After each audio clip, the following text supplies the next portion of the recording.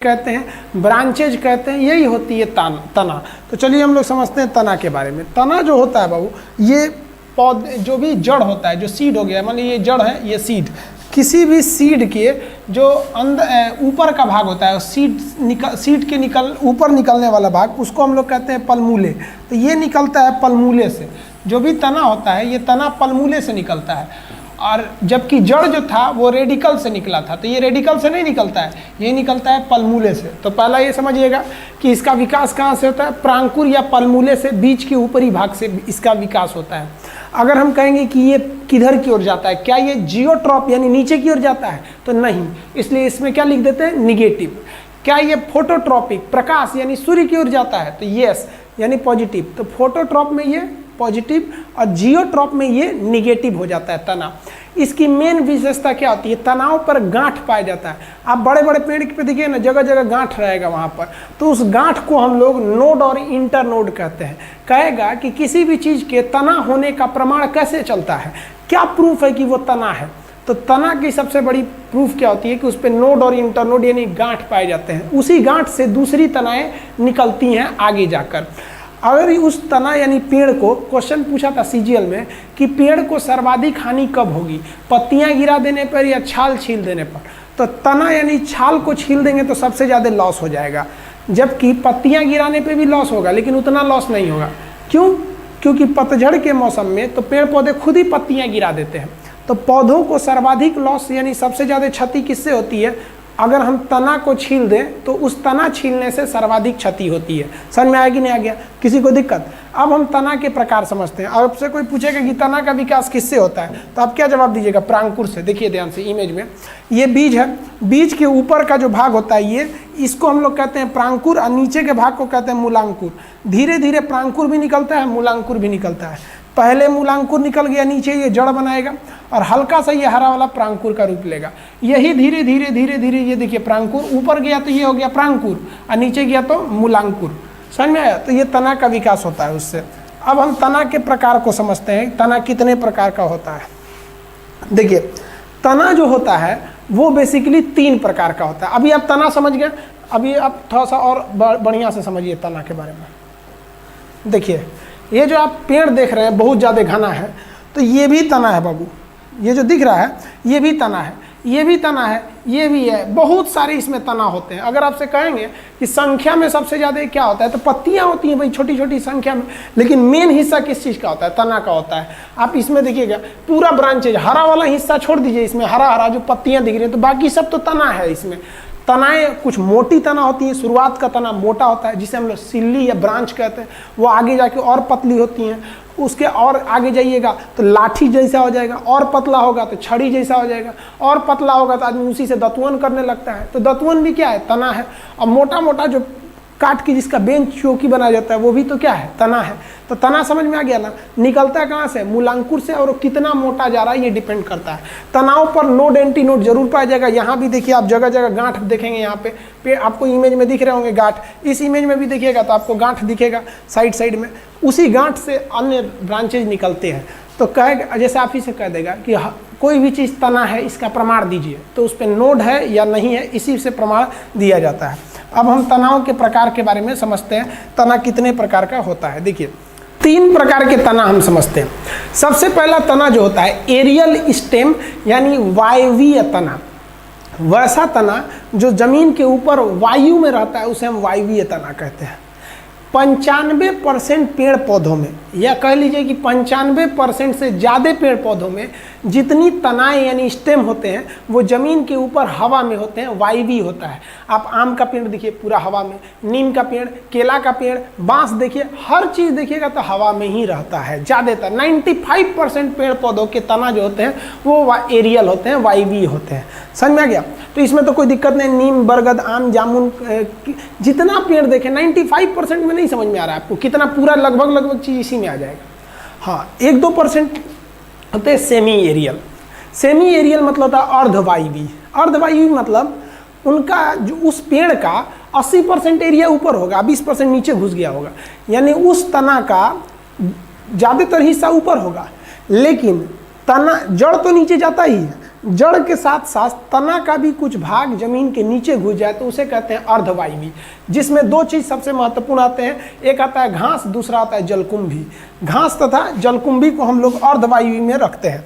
आप देखेंगे ध्यान से तो घास जो दिखता है, तो इस घास जो होते हैं सब, तो ऊपर से आदमी घास को काट लेता है, समझ आया? ऊपर से घास को काट लीजिएगा तो तना तो नीचे रह ही गया, फिर घास निकल जाता है। लेकिन कुछ कुछ जो घसकटनी होती है सब, वो खुरपस देती हैं सब खुरपी से, तो खुरपी से जो खुरपस देती हैं सब, तो फिर घास नहीं निकल पाता है, क्योंकि पूरा का पूरा तना काट के लेके चली गई। तो पूरा तना नहीं काटना चाहिए, हंसुआ से घास को काट लेना चाहिए, उसमें दिक्कत नहीं होता है। समझ में आ गया? तो ये हो गया। जलकुंभी आप देखे होंगे पानी में हो जाता है, जलकुंभी पूरा भर जाता है, जिससे पानी में गंदगी भी आ जाती है। देखिए ये जलकुंभी है, आप गांव वगैरह में देखे होंगे जलकुंभी, मोटा मोटा पत्ता होता है, चौड़ा चौड़ा, उसको नोच के हटाया जाता है, क्योंकि ये ऑक्सीजन नहीं जाने देता है नीचे की मछलियों को। तो ये जलकुंभी का भी कुछ भाग ऊपर होता है, कुछ नीचे ही रह जाता है। तो ये भी न ये पूरी तरह हवा में है कि हम इसे वायवीय कह सके, और न ये पूरी तरह जमीन में है कि इसे हम भूमिगत कह सके, ये बीचे में है, तो इसे कहते हैं अर्धवायवीय। समझ में? अर्धवायवीय तना। अब तीसरा प्रकार का जो तना होता है उसे हम लोग कहते हैं भूमिगत तना। तो आप वायवीय देख लिए, अर्धवायवीय देख लिए। अब देखते हैं अंडरग्राउंड स्टेम यानी भूमिगत तना। देखिए आपके दिमाग में ना एक चीज बैठा हुआ है कि जमीन के अंदर गया मतलब वो जड़ है, ऐसा नहीं है। जमीन के अंदर गया जड़ तभी है अगर वो हचाक से नीचे गया है तब। हचाक से हम समझाए थे कोना निकला रहेगा तभी जड़ है। अगर वो जमीन के अंदर गया और उसमें कोना नहीं निकला है, हचाक से अंदर कोना नहीं निकला है, तो वो जड़ नहीं है, वो तना है। समझ में आया? एग्जाम्पल आलू, ओल। आलू और ओल देखेंगे ना, उसका उसमें कोना नहीं निकला होता। आप देखिए इमेज में हम दिखा देते हैं। ये आपका आलू, आलू होता है, ये हो गया पोटैटो, ओल, और एक होता है सोरम बोलते हैं इसको, वेजिटेबल, सोरम वेजिटेबल, ओल बोलते हैं इसको। ये गला काटने लगता है ओल को, इसमें ओल वगैरह। तो ये आलू और ओल, देखिए इसमें आपको कहीं कोना वोना नहीं दिखेगा। अगर कोना कोनी नहीं दिखा तो समझ जाइएगा कि वो क्या है, तना है। इसमें नोड और इंटरनोड दिखते हैं, गांठ। आलू में भी दिखेगा ना, तो जहां तहां आपको धब्बा धब्बा ढचकल पचकल कुछ कुछ दिखेगा, वही होता है गांठ, वहीं से पंछा फेंकेगा फिर। तो ये क्या है, भूमिगत तना है। जमीन के अंदर अगर हचाक से कोना बना लिया तो वो जड़ है, और कोना नहीं बनाया तो वो तना है। और एग्जाम्पल में आप देखेंगे आलू ओल के बाद अगर आप एग्जाम्पल देखिएगा तो अदरक और हल्दी। अदरक हल्दी में भी कोना नहीं होता है, इस और वो भी जमीन के अंदर होते हैं, तो वो भी क्या है, भूमिगत तना है। कोना नहीं है, उसमें नोड और इंटरनोड है। आप अदरक हल्दी का इमेज देखिएगा तो आप ध्यान से देखिए, ये क्या अदरक है, इसमें आपको कहीं कोना नहीं दिखेगा बल्कि नोड और इंटरनोड दिखेंगे। देखिए जहाँ जहाँ गांठ है, इसी गांठ से ये निकल गया, इस तरह उंगली टाइप का बना गया, तो ये हल्दी अदरक है। क्वेश्चन आया था एक बार एसएससी में कि अदरक एक तना है क्यों, तो ऑप्शन सी पे लिखा हुआ था क्योंकि उसमें नोड और इंटरनोड होते हैं। समझ में गया? हल्दी में भी देखिएगा तो कहीं पे भी कोना नहीं निकला रहेगा, उसमें गांठ निकला रहेगा इधर उधर। आप कच्चा हल्दी भी देखे होंगे, छठ वगैरह में तो पूजा के भी काम आता है हल्दी। तो ये तो सूखी हल्दी है, कच्चा हल्दी तो अदरक के समान ही दिखने लगता है, लगभग कच्चा रहेगा तब। तो ये भी क्या है, आपका तना है। और तना का एग्जाम्पल देखेंगे तो तना के और भी एग्जाम्पल आते हैं सब बहु। लहसुन और प्याज, लहसुन प्याज भी जमीन के अंदर ही होते हैं, लेकिन उसमें भी नोक ओक नहीं निकला रहता है, इसलिए वो भी जड़ नहीं है, वो क्या है, तना है। उसका एग्जाम्पल अगर देखिएगा आप ध्यान से देखिए, लहसुन और प्याज।